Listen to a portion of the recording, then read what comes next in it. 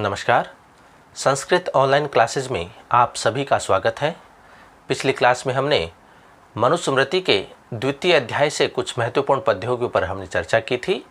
आज हम उसी क्रम को आगे बढ़ाते हुए आगे के जो हमारे कुछ पद्य हैं उनको लेकर के हम चर्चा करेंगे। तो आइए शुरू करते हैं। हमारा अगला जो पद्य है वो कुछ इस प्रकार से है कि गर्भाष्टमे अब्दे कुर्वीत ब्राह्मणस्यो उपनायनम गर्भादिकादेशे राज्ञो गर्भात तु द्वादशे विषः। यहाँ इस पद्य के अंतर्गत उपनयन जो संस्कार है उसके बारे में बताया गया, उसका कथन इसमें किया गया है कि जो ब्रह्मचारी होता है तो उनका उपनयन संस्कार कब होता है। अब ब्रह्मचारी जो शब्द है वह ब्राह्मण, क्षत्रिय और वैश्य इन तीनों वर्णों के लिए काम में लिया जाता है। तो ब्रह्मचारी जो होते हैं उनका उपनयन संस्कार, उनका यज्ञोपवीत संस्कार कब होता है, किस समय होता है, उसी का वर्णन इस पद्य में किया गया है। तो मनु लिखते हैं कि ब्राह्मणस्य उपनायनम, अर्थात ब्राह्मण जो होता है, ब्राह्मण ब्रह्मचारी, उसका जो उपनयन संस्कार होता है, उसका जो यज्ञोपवीत होता है वह गर्भात अष्टमे अब्दे कुर्वीत, अर्थात गर्भ से 8वें वर्ष में करना चाहिए या होना चाहिए। जो ब्राह्मण ब्रह्मचारी है उसका यज्ञोपवीत संस्कार, उसका उपनयन संस्कार गर्भ से 8वें वर्ष में करना चाहिए, होना चाहिए। राज्ञः च गर्भात एकादशे अब्दे, राज्ञ अर्थात जो क्षत्रिय होता है, जो ब्रह्मचारी है, क्षत्रिय ब्रह्मचारी, उसका उपनयन संस्कार या यज्ञोपवीत संस्कार गर्भात अर्थात गर्भ से एकादशे अब्दे 11वें वर्ष में करना चाहिए या होना चाहिए। विषय तो गर्भात द्वादशे अब्दे कुर्वीत, विषय अर्थात जो वैश्य ब्रह्मचारी होता है उसका उपनयन संस्कार या उसका यज्ञोपवीत संस्कार गर्भ से द्वादशे अर्थात 12वें अब्दे अर्थात वर्ष में कुर्वीत अर्थात होना चाहिए या करना चाहिए। तो जो यज्ञोपवीत संस्कार है, उपनयन संस्कार है, वो ब्रह्मचारी का कब कब होना चाहिए। अब जो ब्रह्मचारी शब्द है, देखिए ब्रह्मचारी जो शब्द है इससे तात्पर्य है ब्राह्मण, क्षत्रिय और वैश्य, ये तीनों ही ब्रह्मचारी में शामिल होते हैं। शूद्र इसमें शामिल नहीं किया जाता है। तो यहाँ उपनयन संस्कार की बात हो रही है या जिसको हम कहते हैं यज्ञोपवीत संस्कार। तो ये ब्राह्मण का किस वर्ष में होना चाहिए, क्षत्रिय का किस वर्ष में होना चाहिए और वैश्य का किस वर्ष में होना चाहिए। तो इसके लिए कहते हैं कि यदि ब्राह्मण ब्रह्मचारी है तो उसका उपनयन संस्कार या यज्ञोपवीत जो संस्कार होता है वह गर्भ से 8वें वर्ष में होना चाहिए, गर्भ से 8वें वर्ष में। अब क्षत्रिय ब्रह्मचारी यदि कोई है तो उसका जो उपनयन संस्कार या यज्ञोपवीत संस्कार होता है वह गर्भ से 11वें वर्ष में होना चाहिए। और यदि कोई वैश्य ब्रह्मचारी है तो उसका उपनयन संस्कार या यज्ञोपवीत संस्कार गर्भ से 12वें वर्ष में होना चाहिए। तो यहाँ छोटा प्रश्न भी यहाँ इस तरह से बन सकता है कि ब्रह्मचारी का उपनयन संस्कार और यज्ञोपवीत संस्कार कब होता है, या ब्राह्मण के लिए पूछ लिया जाए या क्षत्रिय के लिए पूछ लिया जाए या फिर वैश्य के लिए पूछ लिया जाए। तो ब्राह्मण ब्रह्मचारी होगा तो उसका उपनयन संस्कार या यज्ञोपवीत संस्कार गर्भ से 8वें वर्ष में होना चाहिए। क्षत्रिय ब्रह्मचारी का उपनयन संस्कार या यज्ञोपवीत संस्कार गर्भ से 11वें वर्ष में होना चाहिए। और वैश्य ब्रह्मचारी का उपनयन संस्कार या यज्ञोपवीत संस्कार गर्भ से 12वें वर्ष में होना चाहिए। तो ये जो मत है ये मनु का मत है, क्योंकि मनुस्मृति में मनु ने इस तरह से उपनयन संस्कार और यज्ञोपवीत संस्कार का जो समय निर्धारण किया है। तो ये था हमारा उपनयन संस्कार के संदर्भ में।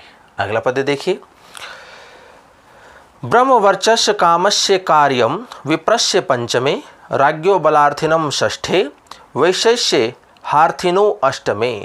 अब यहाँ इस पद्य में बताया है कि विशेष कामना से किस समय बालक का अर्थात ब्रह्मचारी का उपनयन संस्कार या यज्ञोपवीत संस्कार करना चाहिए। यदि कोई विशेष कामना है तो उस समय उपनयन संस्कार का जो योग्य समय होता है, उचित समय होता है, उसके बारे में इस पद्य में बताया गया है। तो यहाँ देखिए मनु कहते हैं यह अर्थात यहाँ पर ब्रह्म वर्चस्व कामस्य विप्रस्य पंचमे।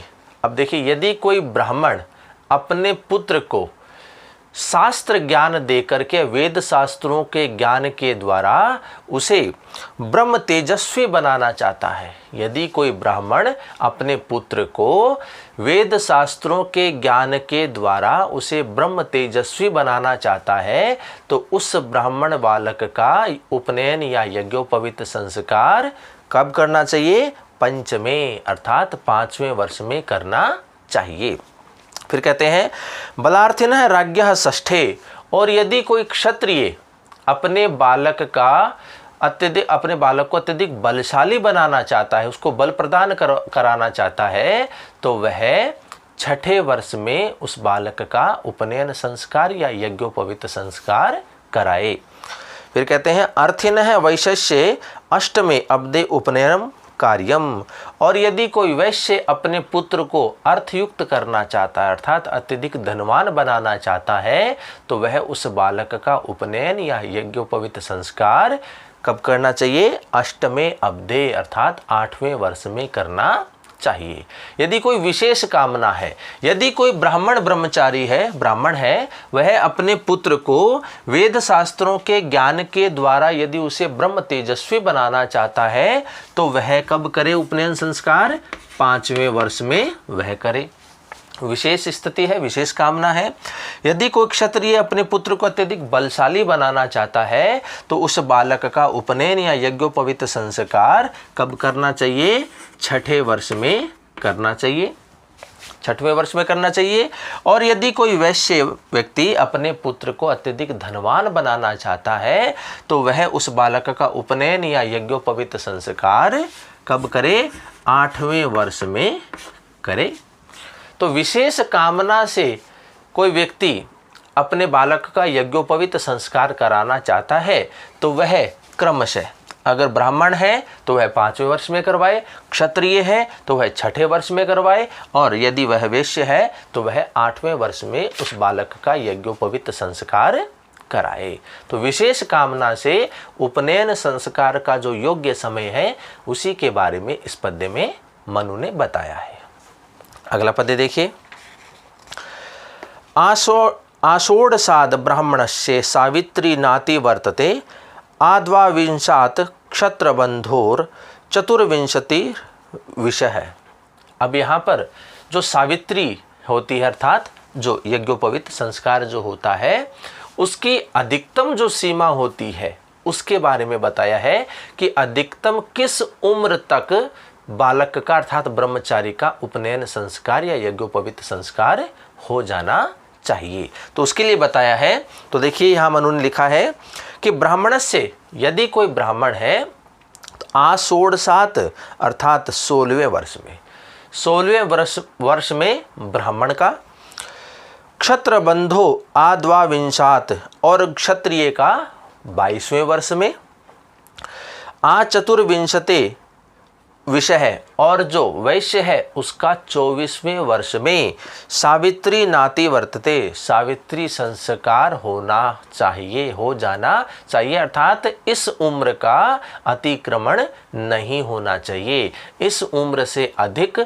सावित्री अर्थात यज्ञोपवीत या उपनयन संस्कार नहीं किया जाता। तो यहाँ ब्राह्मण के लिए जो अधिकतम सीमा बताई गई है तो वह बताई है 16 साल। अधिकतम सीमा है सावित्री की अर्थात उपनयन या यज्ञोपवीत संस्कार की। तो ब्राह्मण जो होता है उसके लिए अधिकतम जो आयु है, उम्र है, वह 16 साल अर्थात 16 वर्ष की उम्र तक ब्राह्मण का उपनयन संस्कार हो जाना चाहिए। इसी प्रकार से क्षत्रिय के लिए बताया है 22 वर्ष। 22 जो वर्ष की जो आयु होती है वह क्षत्रिय बालक के लिए अधिकतम आयु है कि उस उम्र तक, उस आयु तक उसका उपनयन या यज्ञोपवीत संस्कार हो जाना चाहिए।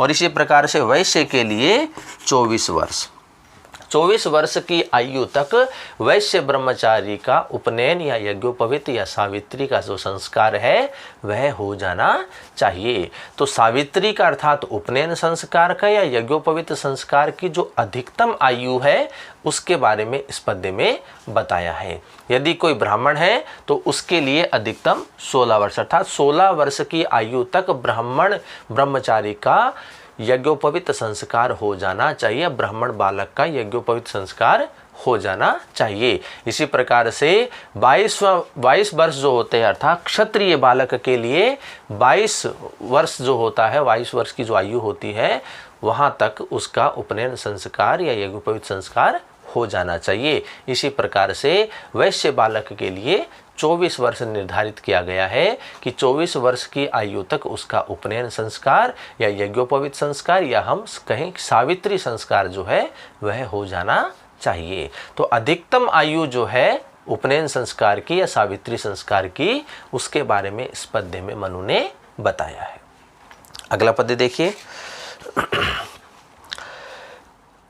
कार्ष्ण रोर्व वास्तानि चर्माणि ब्रह्मचारिणः वशीरन्ना अनुपूर्वेण शाण क्षोमा विकानी च। अब यहाँ जो ब्रह्मचारी जो वर्ण है ब्राह्मण क्षत्रिय और वैश्य उनकी या जो ब्राह्मण क्षत्रिय वैश्य जो ब्रह्मचारी कहे गए हैं तो उनकी वेशभूषा के बारे में यहाँ कथन किया गया, उसके बारे में बताया है कि ब्राह्मण किस प्रकार की वेशभूषा धारण करे, क्षत्रिय किस प्रकार की वेशभूषा धारण करे और वैश्य जो है वो किस प्रकार की वेशभूषा को धारण करे। तो यहाँ मनु कहते हैं ब्रह्मचारिण अर्थात ब्रह्मचारी, आनुपूर्वेण अर्थात क्रमशः। अब यहाँ क्रमशः का तात्पर्य होता है सबसे पहले ब्राह्मण, फिर क्षत्रिय और फिर वैश्य। तो ब्रह्मचारी में तीनों शामिल होते हैं क्योंकि ये ही वेद शास्त्रों का अध्ययन करने के अधिकारी होते हैं। तो ये ब्राह्मण, क्षत्रिय और वैश्य। तो कहते हैं कि ब्रह्मचारिण अर्थात ब्रह्मचारी, आनुपूर्वेण अर्थात क्रम से। तो क्रम से का तात्पर्य हो गया सबसे पहले ब्राह्मण, फिर क्षत्रिय और फिर वैश्य।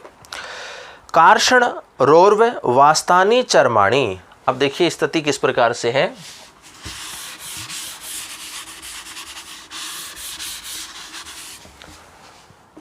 अब यहाँ वेशभूषा की बात हो रही है तो वह किस प्रकार की होगी। देखिए ब्राह्मण के लिए कहते हैं कार्षण अर्थात कृष्ण मृग, फिर कहते हैं रोरव अर्थात रुरु मृग और फिर कहते हैं वास्तानी अर्थात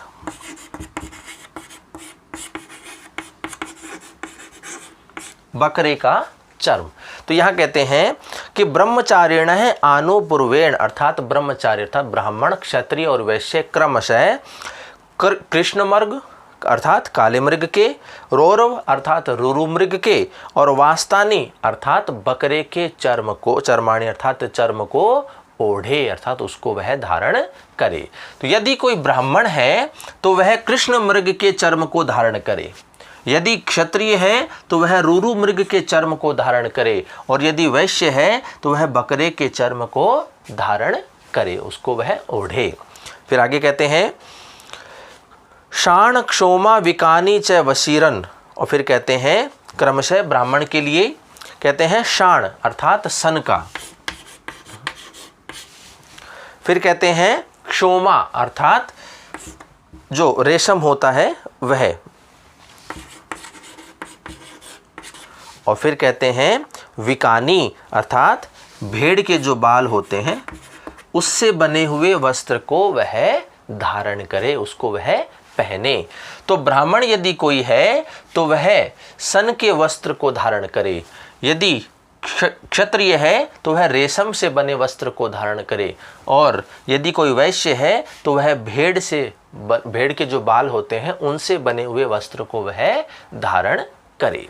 तो यहाँ पर जो वेशभूषा है ब्रह्मचारी की, उसके बारे में यहाँ बताया गया है। यदि कोई ब्राह्मण ब्रह्मचारी है तो वह कृष्ण मृग को ओढ़े और सन से बने हुए वस्त्र को वह धारण करे। यदि क्षत्रिय ब्रह्मचारी है तो वह रूरु मृग के चर्म को ओढ़े और रेशम से बने वस्त्र को वह धारण करे। और यदि वह वैश्य ब्रह्मचारी है तो वह बकरे के चर्म को ओढ़े और भेड़ के बालों से बने हुए वस्त्र को वह धारण करे। तो इस प्रकार से ब्रह्मचारी की वेशभूषा किस प्रकार की है, उसका वर्णन इस पद्य में मनु ने किया है। अगला पद्य देखिए। मोंजी त्रिवृक्षमा श्लक्षणा कार्या विप्रश्य मेखला क्षत्रिय तु मोर विजया वैश्य क्षणतांतवी। अब यहाँ ब्रह्मचारी की मेखला किस प्रकार की होनी चाहिए, तो उसी का वर्णन, अर्थात करधनी जो होती है मेखला, वह किस प्रकार की होनी चाहिए, किस से बनी हुई होनी चाहिए, उसी का वर्णन इस पद्य में किया गया है। अब बात करते हैं मेखला की। ब्रह्मचारी की जो मेखला होती है, जिसको हम कहते हैं करधनी, वह किस प्रकार की होनी चाहिए या होती है, तो कहते हैं, देखिए मनु ने लिखा है, विप्रश्य मेखला अर्थात ब्राह्मण की मेखला, मोंजी अर्थात मूंज की बनी हुई होनी चाहिए या होती है, त्रिवृक्षमः और 3 लड़ वाली होनी चाहिए, अर्थात 3 लड़ी वाली वह होनी चाहिए, सलक्षणा कार्य और वह चिकनी होनी चाहिए। तो ब्राह्मण की जो मेखला होती है वह किस प्रकार की होनी चाहिए, वह मूंज की बनी होनी चाहिए और वह 3 लड़ वाली होनी चाहिए और वह क्या होनी चाहिए, चिकनी होनी चाहिए। तो ब्राह्मण की जो मेखला होती है, करधनी जो होती है, वह मूंज की बनी हुई होनी चाहिए, 3 लड़ी वाली होनी चाहिए और वह चिकनी होनी चाहिए। फिर कहते हैं क्षत्रिय मोरवी जया, और क्षत्रिय जो होता है, क्षत्रिय ब्रह्मचारी, उसकी जो मेखला होती है वह मोरवी जया अर्थात मूरवा से बनी हुई प्रतंजा वाली, मूरवा से बनी हुई प्रतंजा की उसकी मेखला होनी चाहिए क्षत्रिय की। और फिर कहते हैं वैश्य क्षणतांतवी कार्या, और वैश्य की जो मेखला होती है वह क्षण से बनी हुई होनी चाहिए।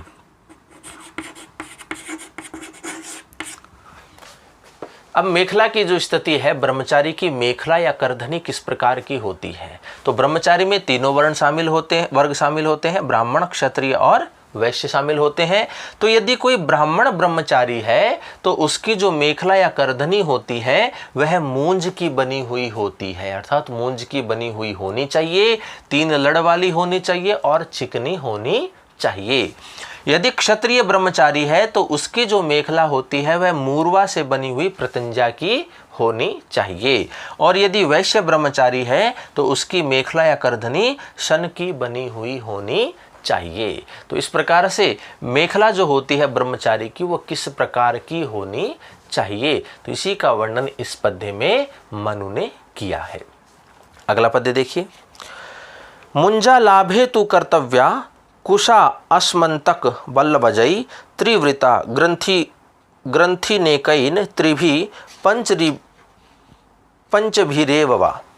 अब यहाँ पर ये बताया है कि जो मेखला है मूंज की, मूरवा की या सन की, यदि ये नहीं मिले, इसका लाभ नहीं मिलता है, इनका यदि अभाव होता है, तो फिर किस प्रकार की मेखला को धारण करना चाहिए। ये जो ब्रह्मचारी हैं, ब्राह्मण, क्षत्रिय, वैश्य, यदि इन्हें मूंज की, क्रमशः मूंज की, मूरवा की या सन की मेखला प्राप्त नहीं होती है, तो वो किस प्रकार की मेखला को धारण करे, तो इसी का वर्णन इस पद्य में मनु ने किया है। तो मनु कहते हैं कि मुंजा अलाभे अर्थात मूंज आदि का अलाभ होने पर, अर्थात लाभ नहीं होने पर, प्राप्त नहीं होने पर, कुशा, असमंतक और वल्लभजई। अब देखिए इनकी स्थिति किस प्रकार से है। यदि मूंज, मूरवा या सन की इनको मेखला प्राप्त नहीं होती है तो क्या कहते हैं कि कुशा फिर कहते हैं अश्मंतक और फिर कहते हैं वल्वज। तो क्रमशः कुशा की अर्थात डाब की, दर्भ की जो मेखला होती है वह ब्राह्मण धारण करे। अश्मंतक विशेष प्रकार का जो तृण होता है वह उसकी क्षत्रिय धारण करे। और जो बलवज होता है, बवई जो विशेष प्रकार की एक तृण होता है, घास होती है, तो उसकी बनी हुई वह वैश्य धारण करे। तो देखिए मनु क्या कहते हैं कि मुंजा लाभेतु अर्थात मूंज आदि का लाभ नहीं होने पर या प्राप्त नहीं होने पर कुशा असमंतक वलवजई निर्मिता अर्थात कुशा अर्थात दुर्वा या डाब जिसे हम कहते हैं, अश्मंतक अर्थात विशेष प्रकार का तृण है, और वलवज अर्थात बवई नामक जो तृण विशेष होता है उसकी नामक त्रिवृता अर्थात 3 लड़ी वाली, एकेन ग्रंथिना 1 गांठ वाली, त्रिभी 3 गांठ वाली, पंचभी और 5 गांठ लगा करके कर्तव्य अर्थात उसे धारण करना चाहिए। यदि ब्राह्मण को मूंज की मेखला प्राप्त नहीं हो तो वह क्या करे, वह कुशा की मेखला को धारण करे, जिसको हम दर्भ भी कहते हैं या हम उसे डाब भी कहते हैं।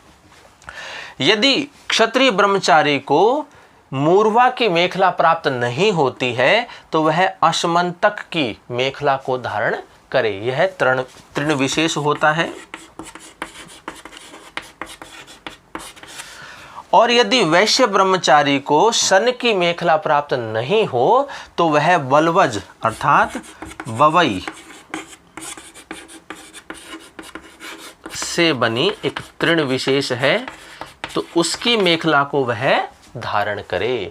यदि मूंज, मूर्वा और सन की मेखला यदि इन ब्रह्मचारियों को क्रमशः प्राप्त नहीं होती है तो वह क्रमशः कुशा, अश्मंतक और बलवज की मेखला को वह धारण करे। तो इस प्रकार का वर्णन या इन जो उपाय बताए हैं इनका वर्णन इस पद्य में मनु ने किया है।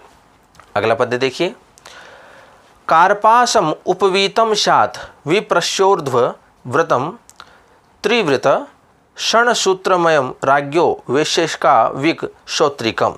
यहाँ वर्णानुक्रम से अर्थात ब्राह्मण, क्षत्रिय और वैश्य से यज्ञोपवीत का विधान किया गया है कि यज्ञोपवीत जो है वो किस प्रकार का उन्हें धारण करना चाहिए। तो इसी का वर्णन मनु ने इस पद्य में किया है। तो मनु कहते हैं विप्रस्य अर्थात ब्राह्मण का, उपवीतम अर्थात जो यज्ञोपवीत होता है वह कार्पासम ऊर्ध्ववृतम त्रिवृतम कि वह कहता है कि कपास की रुई से बने हुए सूत का हो, कपास की रुई से बने हुए सूत का जो यज्ञोपवीत होता है वह ब्राह्मण धारण करे।